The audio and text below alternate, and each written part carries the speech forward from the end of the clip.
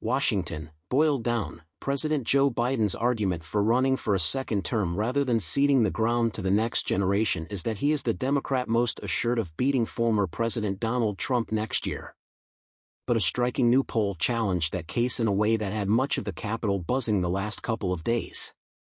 Taken at face value, the poll showed Biden trailing Trump by 6 percentage points in a theoretical rematch, raising the question of whether the president is as well positioned as he maintains. No single poll means all that much, especially so early in an election cycle, and the president's strategists as well as some independent analysts question its methodology. But even if it is an outlier, other recent surveys have indicated that the race is effectively tied, with either Biden or Trump holding narrow leads within the margin of error. Taken together, they suggest that the president opens the 2024 campaign facing enormous challenges with no guarantee of victory over Trump. The data has left many Democrats feeling anywhere from queasy to alarmed. Biden's case for being the pair of safe hands at a volatile moment is undermined in their view if a president who passed major legislation and presides over the lowest unemployment in generations cannot outperform a twice-impeached challenger who instigated an insurrection, has been indicted on multiple felonies, is on civil trial accused of rape and faces more potential criminal charges in the months to come. The poll demonstrates that the president still has work to do, not only in convincing the American people that he's up for the job that he wishes to complete, said Donna Brazile, a former chair of the Democratic National Committee who said she lost sleep over the ominous signs in the latest survey results. More importantly, it's a good forecast of the challenges he will face in rebuilding the remarkable coalition that elected him in 2020. I don't think that they should panic because you can't panic after one poll, said Brazile, who managed Al Gore's presidential campaign in 2000. A survey is just one gauge among many on the long road to the voting booth. But it's an important barometer of where the electorate is today, some 547 days away from the November 2024 election. The survey by The Washington Post and ABC News found that the president's approval rating has slipped to 36% and that Trump would beat him by 44% to 38% if the election were held today. Just as worrisome for Democrats, respondents considered Trump, 76, more physically and mentally fit than Biden, 80, and concluded that the former president managed the economy better than the incumbent has. Critics of the poll disparaged it for including all adults in its sample of 1,006, rather than just registered voters, and maintained that its results among subgroups like young people, independents, Hispanics and Black Americans were simply not credible. The poll really is trash, and I don't say that lightly because I've had respect for their polling in the past, said Cornell Belcher, who was President Barack Obama's pollster. However, their methodological decision here is problematic, he added, of the way the survey was constructed. Others cautioned against overanalyzing data this early, noting that anything can happen in the next 18 months and recalling that projections based on polling, or misinterpretations of polling, proved to be poor predictors in recent cycles, including the 2022 midterm elections when a forecast red wave did not materialize. Polls in May 2024 will be of dubious value, said David Plouffe, who was Obama's campaign manager. Polls in May 2023 are worth as much as Theranos stock.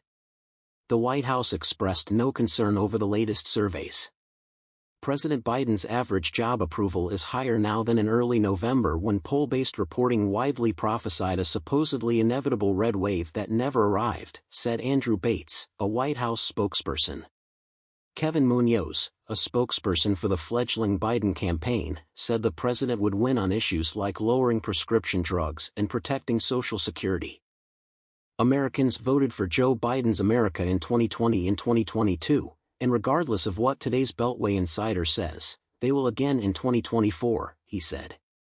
While not predictive, recent surveys provide a foundational baseline at the start of a race potentially between two universally known figures, foreshadowing a campaign without a clear frontrunner. Polls by Yahoo News, The Wall Street Journal and Morning Consult have found the president slightly ahead, while surveys by The Economist and the Harvard University Center for American Political Studies found him tied or trailing by several points. Biden faces similarly mixed results against Gov. Ron DeSantis of Florida, the strongest challenger to Trump for the Republican nomination. the results point to a calcification in American politics where the leaders of both parties have a similarly sized core of support among voters not open to the other side regardless of developments in the news. The days when presidents could enjoy approval ratings above 50% or double-digit leads over challengers for any sustained period of time appear to be long over. And so if widespread support is no longer achievable, the challenge for Biden is to reassemble the coalition that provided him a 4.5 percentage point victory nearly 3 years ago. Biden has dismissed the importance of polls, saying that he is no different from other presidents at this point in their terms.